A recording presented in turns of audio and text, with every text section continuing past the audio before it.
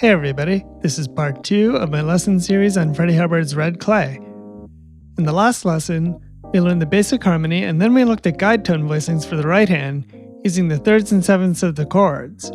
We started out with the third on the bottom and the seventh on the top for the first chord, C minor 7. And we also looked at a simple bass line for the left hand using the roots of each chord. In this lesson, we're going to invert our guide tones by putting the top note of each of our previous voicings on the bottom. So we'll start with the seventh on the bottom and the third on the top for the C minor 7 and proceed from there. We're also going to look at how to mix and match guide tone positions using different inversions for different parts of the form. So here's what the progression looked like the last time. 1, 2, 1, 2, 3, 4.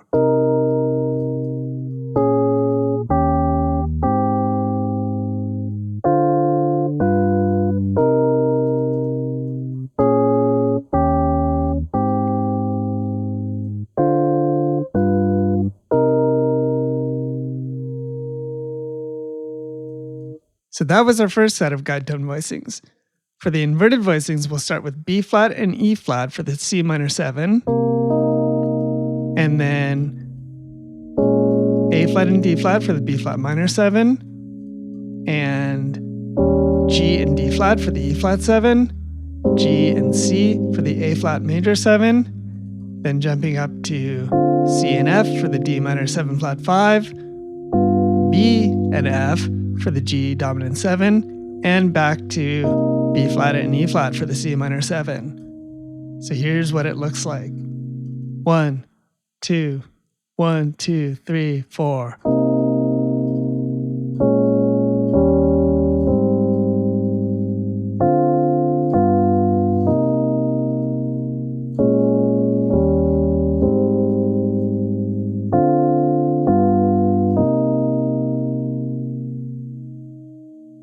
All right, so let's take a quick look at the fingering for those voicings. As with most voicing, the exact fingering depends on the size and shape of your hand, where you're coming from and where you're going, the speed of the progression, and other factors. The most important thing to pay attention to is whether your hand and body are comfortable, and especially whether your wrist is aligned with your arm. You don't want too much of an angle at the wrist in either direction. Here's an example of fingering. We can use 2 and 5, and then 1 and 4, 1 and 4, 1 and 2, and I'm prepping my fifth finger here for the next chord, 2 and 5, 1 and 5, and then back to 2 and 5. So one thing to note is that it's okay for your fingers to be at an angle to the keys, like this for example, where my pinky is way ahead of my second finger here, as long as your wrist is aligned. You don't want your wrist to be angled, but your fingers can be angled. So my elbow's kind of out away from my body, and I can play the voicing like this, or I can play the voicing like this, as long as that wrist is aligned. All right, so that's how to flip the guide tones around and get a fresh take on those voicings. So now that we have 2 sets of voicings to play around with, let's try some mixing and matching. So what we're going to do here is mix and match the guide tone voicings, switch the octaves around for our voicings, and also switch the octaves around for our left hand roots. So I'm just going to play through it and then I'll walk through it. 1, 2, 1, 2, 3, 4.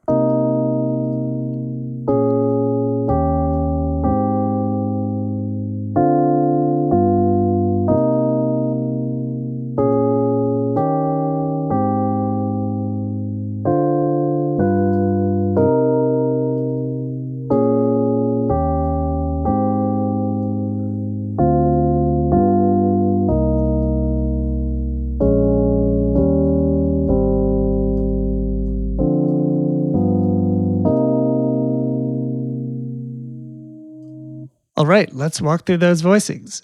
So we started with the 7 and the 3 for the C minor 7 chord. And then we're jumping up, switching inversions to 3 and 7 for the B flat minor 7, 7 and 3, and then 3 and 7.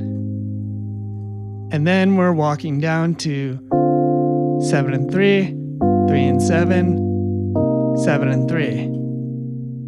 And then we're going to jump back up to 3 and 7, 7 and 3, 3 and 7, and jump back up again to 3 and 7, 7 and 3, and 3 and 7. And now we're walking down to that same 2-5-1 with the 3 and 7 to start, 7 and 3, 3 and 7. And now we're going to continue walking down until the end of the progression. So 7 and 3, 3 and 7, 7 and 3. And the bass is moving down here too. And then walking down again, 7 and 3, 3 and 7, 7 and 3. And here, the right hand is going to keep walking down, but the left hand is going to jump up. 3 and 7, 7 and 3, and then I'm jumping up my right hand back to 7 and 3 for the repeat. One thing to notice is that I generally try to avoid jumping and switching inversions in the middle of a 2-5-1. So I'm not doing this. I'm doing this. So mostly moving in steps in the middle of my 2-5-1s and jumping between 2-5-1s. You can do it either way. I just prefer not to jump in the middle of 2-5-1s. I feel like it mostly sounds better to do it that way. At the very end of the progression, when I loop back around, I jumped up in the middle. So you can do it occasionally. I just try not to do it too often. All right, so let's quickly go over the left hand in that example. So I'm still using the roots for every chord, starting on C. So I'm just going to talk about direction here, going down and up, and then up and down and up, down and up and down, up and down and up, generally trying to switch directions, not go down twice in a row or up twice in a row. Sometimes I will, but most times not. And then down and up, down and up and down. So occasionally down again and up and down, and then I'm going to leap up and down and up.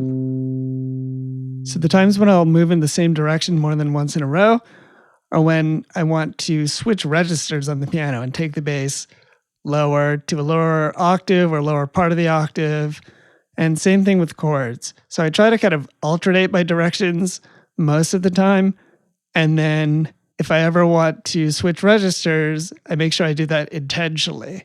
Okay, so that's how to mix and match your guide tones using different octaves and voicings. Thanks for watching, and I'll see you next time.